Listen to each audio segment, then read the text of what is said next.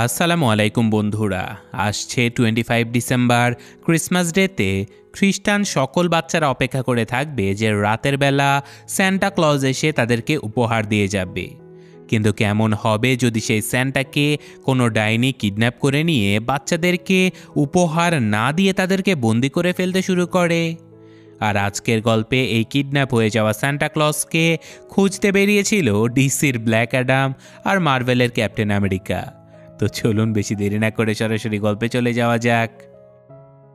গল্পের শুরুতেই আমাদের একটা ছোট বাচ্চা জ্যাককে দেখানো হয় যে কিনা তার বন্ধুদের সাথে গল্প করছিল, কারণ আজকে ছিল ক্রিসমাসের দিন। তার বন্ধুরা সবাই সান্টা ক্লজের গিফটের অপেক্ষা করতে থাকলেও জ্যাক এইসব কিছুতে একদমই বিশ্বাস করতো না। সে মনে করতো যে স্যান্টা বলতে আসলে কিছু হয়ই না, তাদেরকে যে উপহারগুলো দেয়া হয় সেগুলো আসলে তাদের বাবা মা দিয়ে যায়। তো যাই হোক, এখন আমাদের অনেক বছর পরের ঘটনা দেখানো হয় যেখানে জ্যাক এখন বড় হয়ে গেছে। সে একটা বক্সিং ম্যাচে অনেক টাকা বাজি ধরে, আর তারপর সে কৌশলে এই এলাকাতে একটা শর্ট সার্কিট করিয়ে ন্যাশনাল ওশানিক জিওলজি অ্যাডমিনিস্ট্রেশন নামের একটা সংস্থার হেডকোয়ার্টারের ভেতরে সবার চোখের আড়াল হয়ে ঢুকে পড়ে। আর তারপর সে এই সংস্থার মেইন সার্ভারের ক্যাবলগুলো হ্যাক করার জন্য একটা ডিভাইস লাগিয়ে দেয়। আর এখানে আমরা জানতে পারি যে জ্যাক আসলে এতদিনে একজন প্রফেশনাল হ্যাকার হয়ে গিয়েছিল, যে কিনা টাকার বিনিময়ে যে কোনো অপরাধী বা যাদেরকে খুঁজে বের করা প্রায় অসম্ভব তাদেরকেও খুঁজে বের করে দিত। তো যাই হোক, এখন আমরা একটা শপিং মল দেখতে পাই যেখানে ক্রিসমাসের আগে সকল পণ্যের উপরে ছাড় দেয়া হয়েছিল, আর শত শত মানুষ এখানে ভিড় করেছিল কেনাকাটা করার জন্য। আর এই সব কিছুর মধ্যে সেখানে সান্টা ক্লজও বসেছিল, যে কিনা তার বডিগার্ড ক্যালকে সাথে করে নিয়ে এসেছিল। সান্টা যখন বাচ্চাদের সাথে কুশল বিনিময় করছিল তখন ক্যাল চারপাশ খুবই ভালোভাবে পর্যবেক্ষণ করছিল। তো যাই হোক, আগামীকাল যেহেতু ক্রিসমাস ছিল তাই আজকে ক্যাল স্যান্টাকে সাথে করে নিয়ে বাড়িতে যেতে থাকে। আর এখানে অবাক করার ব্যাপার হচ্ছে যে স্যান্টার সিকিউরিটির জন্য অনেক বড় বড় সংস্থা এবং হেভিওয়েট লোকজনেরা সংযুক্ত ছিল। কারণ স্যান্টা যখন গাড়ি নিয়ে এয়ারপোর্টে পৌঁছায় তখন আমরা দেখতে পাই যে FBI এর এজেন্টরাও তাকে সিকিউরিটি দিয়ে অনেকগুলো বলগা হরিণের কাছে নিয়ে যায়। আর এখানে আমরা বুঝতে পারি যে এই স্যান্টা কোনো সাধারণ মানুষ ছিল না, সে সত্যিকারের সান্টা ক্লজ ছিল। কারণ সে এখন তার হরিণের সাথে সেই বিখ্যাত গাড়িটা নিয়ে বেরিয়ে পড়ে নিজের বাড়িতে যাবার জন্য। আর অদ্ভুতভাবে সেই হরিণগুলো দৌড়াতে দৌড়াতে রীতিমতো হাওয়ায় ভেসে ওঠে। আর তারা বিমান বাহিনীর সিকিউরিটি নিয়ে বেশ খানিকটা দূরে যাবার পরে একটা পোর্টালের মাধ্যমে সরাসরি উত্তর মেরুর একটা গোপন এলাকাতে চলে যায়, যেটা সম্পর্কে সাধারণ কোনো মানুষ কিছুই জানতো না। কিন্তু জ্যাক যেহেতু ন্যাশনাল ওশানিক জিওলজি অ্যাডমিনিস্ট্রেশনের ডেটা সেন্টার হ্যাক করে ফেলেছিল, তাই সে সেন্টার গায়েব হয়ে যাবার সাথে সাথে তার লোকেশন পেয়ে যায়। কিন্তু জ্যাক নিজেও জানতো না যে এই জিনিসটা কী ছিল। তাই জ্যাককে যে এই লোক হ্যাক করার জন্য কন্ট্রাক্ট দিয়েছিল সে জ্যাকের কাছ থেকে এই লোকেশনটা নিয়ে নেয়, আর জ্যাককে তার ধারণার থেকেও অনেক বেশি টাকা উপহার দেয়। এদিকে স্যান্টা তথা রেড যখন উত্তর মেরুতে নিজের দেশে পৌঁছে গিয়েছিল তখন আমরা দেখতে পাই যে এই সম্পূর্ণ এরিয়াটা ছিল স্বাভাবিক পৃথিবীর থেকে সম্পূর্ণ আলাদা। এখানে মানুষের কল্পকাহিনীতে থাকা সকল জীবজন্তুরা একসাথে বসবাস করত। অর্থাৎ আমরা যেই সব জীবজন্তু, মানুষ, দেবতা বা কল্পকাহিনীতে যেই সব চরিত্রকে ইমাজিন করতে পারি সেই সবগুলো এই গোপন দুনিয়াতে বাস্তবে বসবাস করত। তো যাই হোক, কালকে যেহেতু ক্রিসমাস ছিল তাই রেড জিম করে নিজেকে আরও প্রস্তুত করে নিতে থাকে, কারণ কালকে তাকে বের হতে হবে পুরো পৃথিবীর সকল বাচ্চাদেরকে উপহার দেবার জন্য। কিন্তু এদিকে আমরা কয়েকজন লোকজনদেরকে দেখতে পাই যারা কিনা উত্তর মেরুতে সেই পোর্টালটা খুঁজতে বেরিয়েছিল যেখান দিয়ে রেড গায়েব হয়ে গিয়েছিল। আর খুঁজতে খুঁজতে তারা সেই অদৃশ্য দেয়ালের কাছে পৌঁছে যায়, আর তারা এই দেয়ালটা ভেঙে গোপনে সেই রহস্যময় দুনিয়াতে পৌঁছে যায়, যেই দুনিয়াতে ক্যাল কিছুটা পার্সোনাল সময় কাটাচ্ছিল। কিন্তু তখনই সে খেয়াল করে যে সান্টার বিল্ডিংয়ের একটা ফ্লোরে লাইটস আপ ডাউন করছে। ক্যাল যেহেতু এই দুনিয়ার সিকিউরিটি জেনারেল ছিল তাই সে সাথে সাথে সবাইকে অ্যালার্ট করে দেয় যে সেই ফ্লোরে কি হয়েছে এটা দেখার জন্য। কিন্তু অদ্ভুতভাবে তারা সবাই সেই ফ্লোর সহ পুরো বিল্ডিংটা খুঁজে দেখতে পায় যে সান্টা গায়েব হয়ে গেছে। ক্যাল বুঝতে পারে যে সান্টাকে নিশ্চয়ই কিডন্যাপ করা হয়েছে, তাই তারা সাথে সাথে তাদের সম্পূর্ণ এরিয়া স্ক্যান করে দেখতে পায় যে একটা হাইটেক গাড়ি এখান থেকে বেরিয়ে যাবার প্রাণপণ চেষ্টা করছে, যেটা দেখে ক্যাল বুঝতে পারে যে নিশ্চয়ই এটার ভেতরে স্যান্টা রয়েছে। তাই সে নিজের সর্বোচ্চ চেষ্টা করে সেই গাড়িটাকে ধরার জন্য। আর এক ভয়ঙ্কর ধ্বংসলীলা শেষ হয়ে গেলে ক্যাল ফাইনালি সেই গাড়িটাকে ধরেও ফেলে, কিন্তু সে দেখতে পায় যে এই গাড়িটা আসলে রিমোট কন্ট্রোল ছিল। স্যান্টাকে আসলে একটা প্লেনের মাধ্যমে এখান থেকে কিডন্যাপ করে নিয়ে যাওয়া হয়। স্যান্টাকে হারানোর সাথে সাথে এখানে একটা জরুরি মিটিং তলব করা হয়, যেখানে এই দুনিয়ার সকল বড় বড় সিকিউরিটি ইনচার্জেরা সেই ট্রেসারকে খুঁজে বের করার কাজে লেগে পড়ে, যে কিনা স্যান্টার লোকেশন সবার আগে জানতে পেরেছিল। আর তাদের গোপন সংস্থাতে কাজ করা ট্রলস নামের এক ধরনের জন্তুরা খুব সহজেই স্যান্টার লোকেশন হ্যাক করা জ্যাককে ট্র্যাক করে ফেলে। এখন আমাদের জ্যাককে দেখানো হয় যে কিনা মদ্যপান করে টাবের মধ্যেই ঘুমিয়ে পড়েছিল। আর তখনই তার প্রাক্তন স্ত্রী তাকে ফোন করে জানায় যে সে এখন প্রচণ্ড ব্যস্ত, তাই তাদের ছেলেটাকে যেন জ্যাক স্কুল থেকে বাড়িতে ড্রপ করে দিয়ে যায়। তো যথারীতি জ্যাক বেরিয়ে পড়ে তার ছেলেকে স্কুল থেকে আনার জন্য। আর বাবা ছেলে যখন গাড়িতে করে যাচ্ছিল তখনই আমরা বুঝতে পারি যে জ্যাক আসলে তার ছেলেকে অনেক ভালোবাসে। তো যাই হোক, জ্যাক তার ছেলেকে তার প্রাক্তন স্ত্রীর কাছে দিয়ে যখন বাড়িতে ফিরছিল তখনই সে খেয়াল করে যে কয়েকজন লোক তার পিছু করছে। সে সাবধানতার সহিত ধীরে ধীরে যখন বাড়িতে চলে আসে তখনও তার পেছনে বেশ কয়েকজন লোক পড়েছিল। আর অতর্কিতে সেই লোকগুলো জ্যাককে ধরার জন্য তার উপরে হামলা করে দেয়। এখানে জ্যাক এবং সেই লোকগুলোর মাঝে ভয়ঙ্কর মারামারি শুরু হয়ে যায়। আর অদ্ভুতভাবে এই মানুষগুলোর কাছে এক ধরনের অস্ত্র ছিল যেটার মাধ্যমে যে কোনো মানুষকে ফ্রিজ করে দেয়া যেত। আর এইসব কিছু দেখে জ্যাক কোনো রকমে তাদের কাছ থেকে নিজেকে বাঁচিয়ে নিয়ে সেখান থেকে পালানোর চেষ্টা করে, কিন্তু তখনই কেউ একজন সেই অস্ত্রের মাধ্যমে জ্যাককে ফ্রিজ করে দেয়। আর তারপর লায়লা নামের একজন সিকিউরিটি ইনচার্জ জ্যাককে জিজ্ঞাসাবাদ করে যে তুমি কার হয়ে কাজ করো, তুমি লোকেশন কার কাছে বিক্রি করেছো। জ্যাক সরাসরি বলে দেয় যে দেখুন ম্যাডাম, আমি নিজেই জানি না আমি কার জন্য কাজ করি। সিক্রেটলি ডার্ক ওয়েবের মাধ্যমে পরিচয় গোপন করে যারা আমাকে টাকার বিনিময়ে অর্ডার করে আমি তাদের জন্যই কাজ করি। আমি তাদের নাম ঠিকানা কিছুই জানি না। যেই কথা শুনে লায়লা জ্যাককে প্যাক করে নিয়ে নিজেদের দুনিয়াতে চলে আসে। সেখানে জ্যাক কল্পনার রাজ্যের সকল জন্তু আর বস্তুদেরকে দেখে ভয়ঙ্কর অবাক হয়ে যায়। জ্যাক জানতে পারে যে এই জায়গাটার নাম আসলে মরা, অর্থাৎ mythological oversight of restoration authority. তো দুনিয়াব্যাপী বিভিন্ন জায়গাতে এই সংস্থার অনেকগুলো হেডকোয়ার্টার্স রয়েছে, যাদের কাজ হচ্ছে মাইথোলজিক্যাল অর্থাৎ কল্পকাহিনীর দুনিয়ার সকল বস্তু এবং জন্তুদেরকে রক্ষা করা। তো এখন ফাইনালি জ্যাককে জিজ্ঞাসাবাদ করার জন্য সেখানে ক্যাল চলে আসে।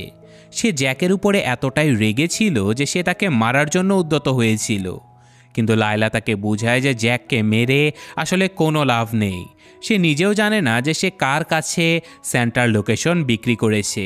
এটা শুনে একটা সাদা ভাল্লুক রেগে মেগে জ্যাকের উপরে হামলা করে দেয়। আর এমন পরিস্থিতি দেখে জ্যাক তাদেরকে বলে যে দেখো, আমার কাজই হচ্ছে এমন মানুষকে খুঁজে বের করা যাদেরকে কেউ খুঁজতে পারে না। তোমরা যদি আমাকে কিছু টাকা পয়সার ব্যবস্থা করে দাও তাহলে আমি তাকেও খুঁজে বের করতে পারি যার কাছে আমি লোকেশন বিক্রি করেছি। তো জ্যাকের কথায় তারা ভরসা না পেলেও যেহেতু তাদের কাছে আর কোনো উপায় ছিল না, তাই তারা জ্যাককে টাকার অফার করে কাজে লাগিয়ে দেয়। জ্যাক তার মোবাইলের মাধ্যমে সেখানে বসেই ট্র্যাকিং শুরু করে দেয়। তবে কাজ শুরু করার আগে তারা জ্যাকের পায়ে একটা ট্র্যাকার লাগিয়ে দেয়, যাতে করে দুনিয়ার যে কোনো জায়গা থেকে তাকে খুঁজে বের করা সম্ভব। আর তাছাড়াও সর্বদা জ্যাকের উপরে নজরদারি করার জন্য ক্যাল তার সাথেই থাকবে। এদিকে আমরা রেড তথা স্যান্টা ক্লজকে দেখতে পাই, যাকে একটা বাচ্চা মেয়ে কিডন্যাপ করেছিল। রেড তাকে বলে যে এই কাজটা করে তুমি একদমই ঠিক করোনি, তুমি এখন কি করতে চলেছো।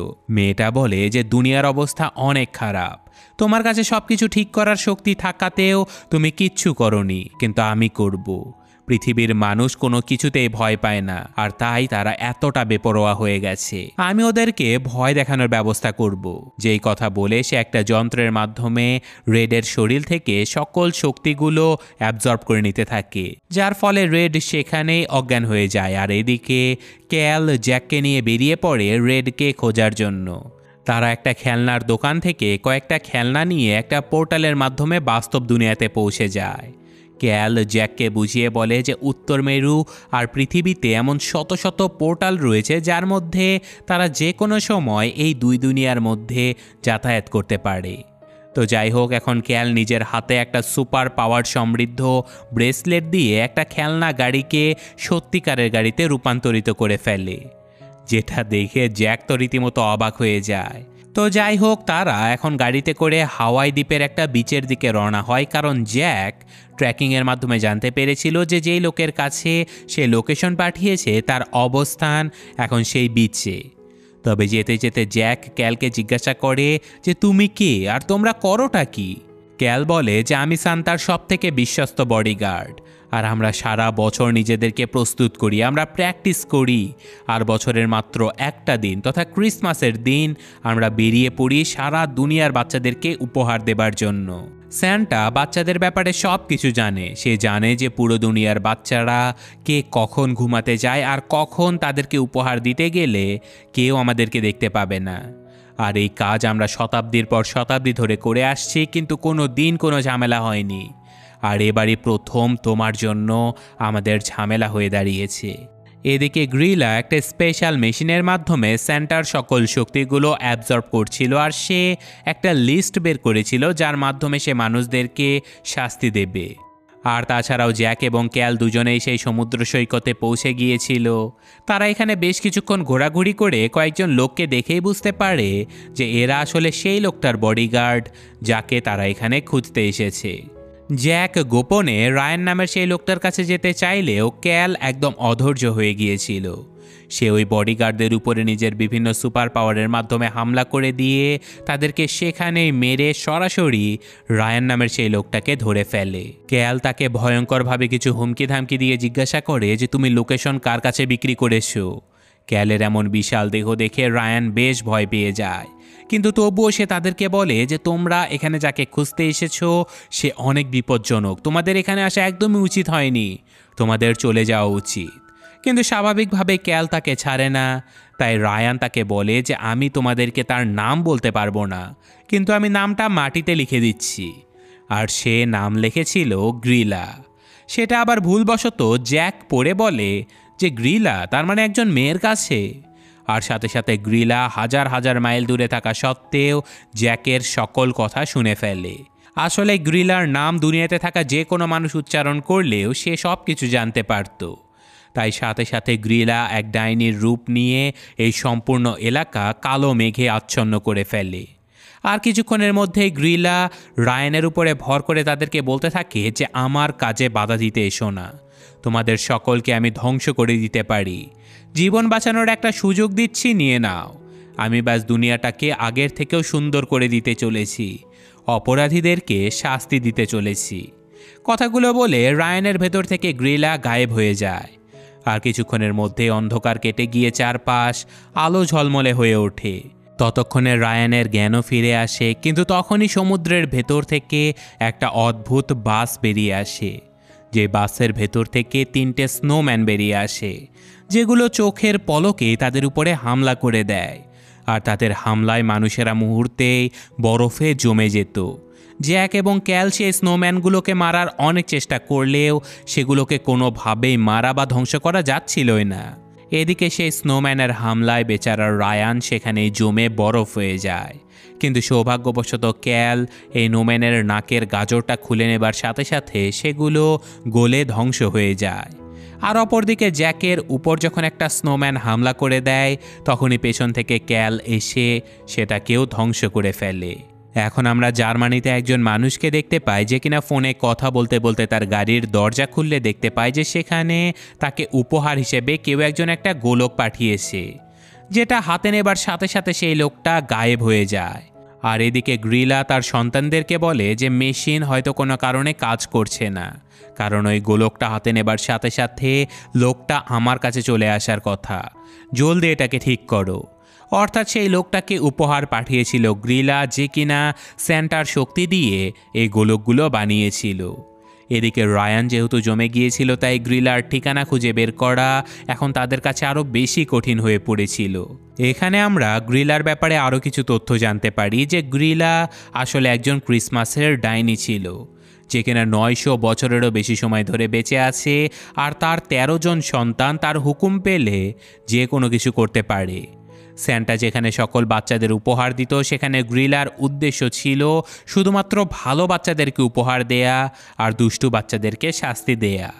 তো গ্রিলা যেহেতু একজন ডাইনি ছিল, তাই ক্যাল সারা পৃথিবীতে সম্প্রতি কোনো জাদু করার ঘটনা ঘটেছে কিনা সেটাই স্ক্যান করতে বলে। তারা সপ্তাহখানিকের ভেতরে পৃথিবীর বিভিন্ন জায়গাতে জাদু হবার ঘটনাগুলো ট্র্যাক করতে পারলেও তাদের নজর কাড়ে জার্মানিতে হওয়া সেই জাদুর ঘটনাটা, কারণ জার্মানিতে রেডের ভাই বসবাস করত। ক্যাল ধারণা করে যে গ্রিলা হয়তো রেডের ভাইয়ের সাথে মিলিত হয়ে এইসব কাজ করেছে। তাই ক্যাল এখন রেডের ভাইকে ধরতে যাবার সিদ্ধান্ত নেয়, কিন্তু লায়লা তাকে বুঝায় যে রেডের ভাই তো নরকের প্রহরী, ওখানে মরা থেকে কেউ যেতেই পারবে না, এটা তাদের একটা সন্ধি। কিন্তু ক্যাল রেডকে খুঁজতে যে কোনো বিপদের সম্মুখীন হতে রাজি। তাই সে জ্যাককে নিয়ে বেরিয়ে পড়ে নরকের দরজার উদ্দেশ্যে। তবে যাবার সময় আবার জ্যাকের স্ত্রী তাকে ফোন করে বলে যে আজকে তার ছেলের স্কুলে একটা অনুষ্ঠান রয়েছে, সেখানে জ্যাককে যেতেই হবে।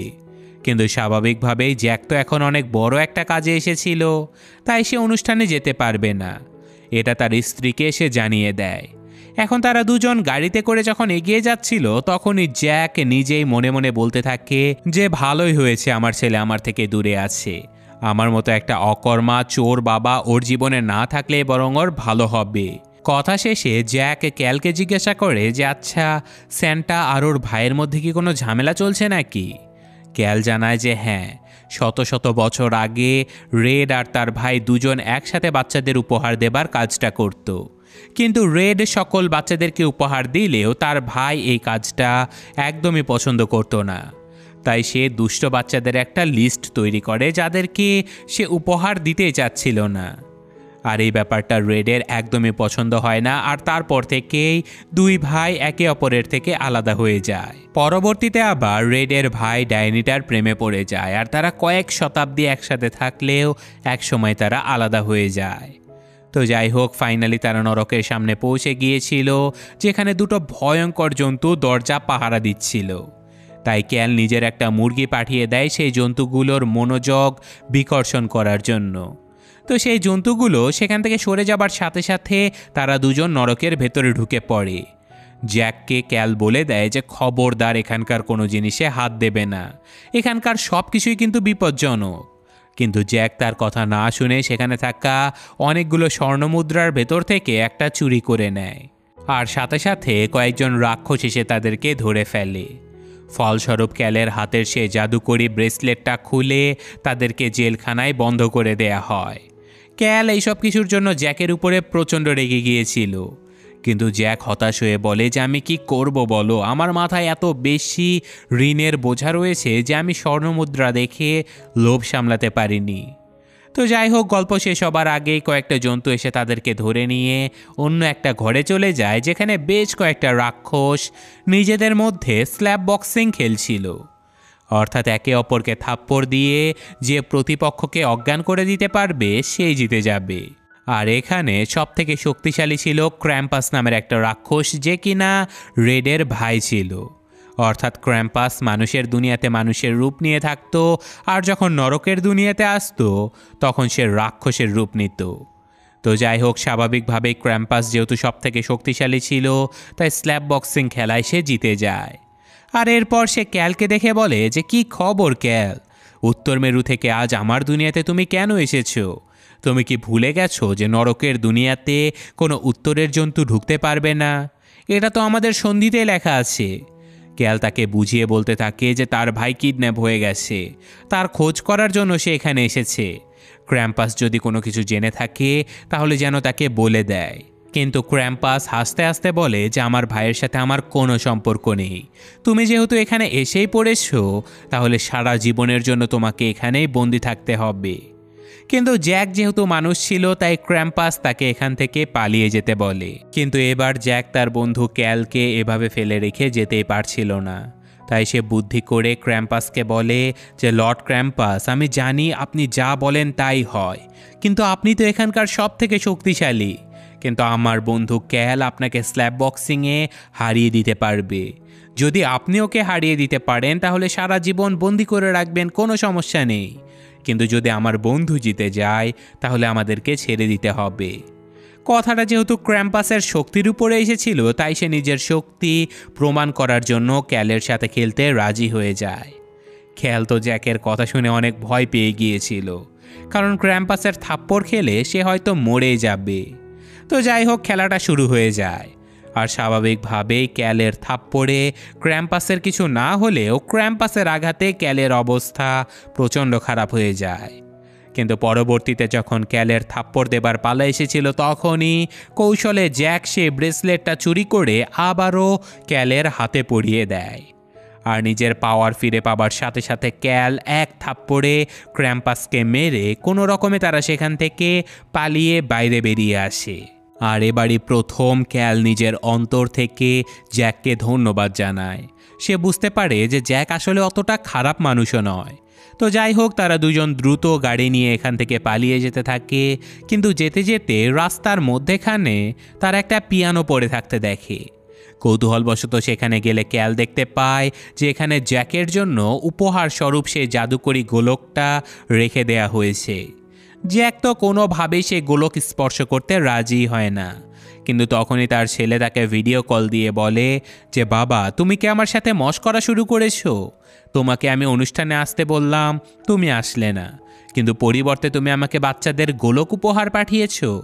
জ্যাক তো অবাক হয়ে যায়, কারণ সে কোনো উপহার তার ছেলেকে পাঠায়নি। জ্যাক চিৎকার করে তার ছেলেকে ওই গোলকটা ছেড়ে দিতে বলে, কিন্তু ততক্ষণে অনেক দেরি হয়ে গিয়েছিল, কারণ ওই গোলকটা সহ তার ছেলে সেখান থেকে গায়েব হয়ে যায়। আর এখন জ্যাক তার ছেলেকে বাঁচানোর জন্য কোনো কিছু না ভেবে তার সামনে থাকা সেই গোলকটা ধরে ফেলে আর ক্যালকে বলে যে, প্লিজ আমাকে খুঁজে নিও, আমি যাচ্ছি আমার ছেলেকে বাঁচাতে।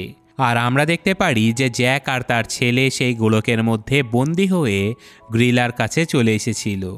গ্রিলা তো প্রচণ্ড খুশি হয়ে যায়, কারণ তার এক্সপেরিমেন্ট কাজ করেছে। তাই সে দ্রুত কোটি কোটি গ্লোব তৈরি করার কাজে লেগে পড়ে। এদিকে ক্যাল দ্রুত লায়লার সাথে যোগাযোগ করে তাকে বলে যে আমাদের এক্ষুনি সাবধান হয়ে যেতে হবে, কারণ গ্রিলা গ্লোব তৈরিতে সাকসেস হয়ে গেছে। ও এখন সকল দুষ্টু আর খারাপ মানুষদের ওই গোলকের মধ্যে বন্দি করে ফেলবে। সে এখন লায়লাকে সারা পৃথিবীটাই স্ক্যান করতে বলে, কারণ জাদুকরি ওই বলগুলো কোটি কোটি কোয়ান্টিটিতে বানাতে হলে সেটা থেকে যে এনার্জি রিলিজ হবে সেটা স্ক্যানারে ধরা পড়বে। কিন্তু অদ্ভুতভাবে পুরো পৃথিবীর কোথাও এমন এনার্জি তারা দেখতেই পায় না। এতে করে ক্যালের সন্দেহ হতে থাকে যে রেড হয়তো তাদের ডোমের ভেতরে রয়েছে, আর এই সব কিডন্যাপিংয়ের সব কিছুই ছিল একটা নাটক। আর এই সন্দেহ আরও স্পষ্ট হয়ে যায় যখন ক্যাল জানতে পারে যে গ্রিলের সন্তানেরা রূপ পরিবর্তন করে তাদের ডোমের ভেতরেই অবস্থান করছে। তাই ক্যাল দ্রুত নিজেদের ডোমের ভেতরে এসে তাদের একজন সিকিউরিটি গার্ডের উপরে সন্দেহ হতে তাকে মারতে এসে দেখতে পায় যে হ্যাঁ, এই লোকটা একজন ছদ্মবেশী ছিল। অন্যদিকে জ্যাক আর তার ছেলে যখন ভেবেছিল যে তারা সারা জীবন এখানেই বন্দী হয়ে থাকবে, তখনই তাদেরকে খুঁজতে খুঁজতে সেখানে ক্যাল এবং তার দলবল চলে আসে। আর তারা সেই গোলকটা ভেঙে জ্যাক এবং তার ছেলেকে উদ্ধার করে ফেলে। এরপর তারা এনার্জি লেভেল চেক করলেও বুঝতে পারে যে এই বিল্ডিংয়ের নিচে কোথাও রেড রয়েছে। তাই খুঁজতে খুঁজতে তারা ফাইনালি অজ্ঞান অবস্থায় রেডকে খুঁজেও পেয়ে যায়। কিন্তু গ্রিলা অজ্ঞান রেড আর কোটি কোটি গোলক একসাথে প্রস্তুত করে নিয়ে বেরিয়ে পড়েছিল দুষ্টু বাচ্চাদেরকে এই গোলকগুলো উপহার দেবার জন্য। কিন্তু সেই বলগা হরিণগুলো কোনোভাবেই গ্রিলাকে নিয়ে যেতে চাচ্ছিল না। আর তাছাড়াও ততক্ষণে ক্যাল, জ্যাক এবং তার দলবল গ্রিলার সন্তানদের উপরে হামলা করে দিয়েছিল। তাই গ্রিলা চাবুক দিয়ে আঘাত করতে করতে সেই হরিণগুলো নিয়ে দ্রুত এখান থেকে চলে যাবার চেষ্টা করে। কিন্তু এবার ক্যাল এবং জ্যাক দুজন একসাথে চেষ্টা করতে থাকে রেডকে বাঁচানোর জন্য। আর জ্যাকের দুর্দান্ত সাহসিকতায় আকাশে উড়ে যাবার আগেই গ্রিলার গাড়িটা সেখানে ধ্বংস হয়ে গ্রিলা নিচে পড়ে যায়। এদিকে প্রচণ্ড অসুস্থ রেডের জ্ঞান ফিরে আসলেও ততক্ষণে গ্রিলা নিজের আসল সেই বিশাল ডাইনি রূপে আবারও ফিরে আসে তাদেরকে মারার জন্য। কিন্তু তখনই সেখানে নরক থেকে ক্র্যাম্পাস চলে আসে তার ভাইকে বাঁচানোর জন্য। এখানে ক্র্যাম্পাস আবারও গ্রিলার সাথে লাইন মারার চেষ্টা করে, কিন্তু গ্রিলা তাকে ভয়ঙ্করভাবে মারতে মারতে ছুঁড়ে ফেলে দেয়। কিন্তু এত কিছুর পরেও ক্যাল সাহস করে গ্রিলার সাথে লড়াই করতেই থাকে। সে যখন গ্রিলার হাতে বন্দি হয়ে যায় তখনই পেছন থেকে রেড জেগে উঠে চিৎকার করে বলে যে খবরদার গ্রিলা, অনেক হয়েছে, আর নয়।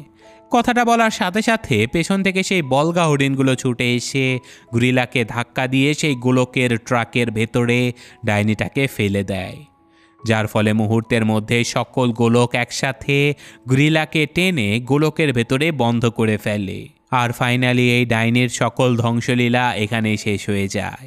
আর এত বছর পরে রেড এবং তার ভাই একসাথে হয়েছিল বলে রেড তার ভাইকে ধন্যবাদ জানিয়ে আজকের রাতের জন্য এখানেই থেকে যেতে বলে, কিন্তু তার ভাই তাকে নিজের কাজ ঠিকমতো করতে বলে সেখান থেকে আবারও চলে যায় নরকের উদ্দেশ্যে। আর এখন আমরা দেখতে পাই যে তারা নিজেদের ক্যাম্পে গিয়ে প্রস্তুত হয়ে যায় বাচ্চাদেরকে উপহার দেবার জন্য।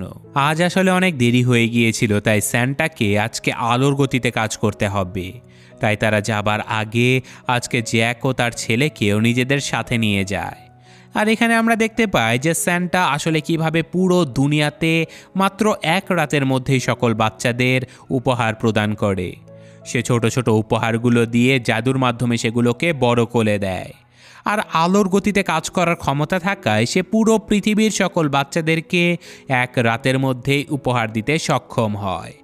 আর ফাইনালি পরদিন সকালে তারা উপহার প্রদানের কাজটা সফলভাবে শেষ করতে পারার কারণে সবাই অনেক খুশি হয়ে যায়। আর এই সুন্দর মুহূর্তটার মাধ্যমেই আজকের এই গল্পটা শেষ হয়ে যায়। তো কেমন লাগলো গল্পটা কমেন্টে জানাবেন। আমি আজকের মতো বিদায় নিচ্ছি। আল্লাহ হাফেজ।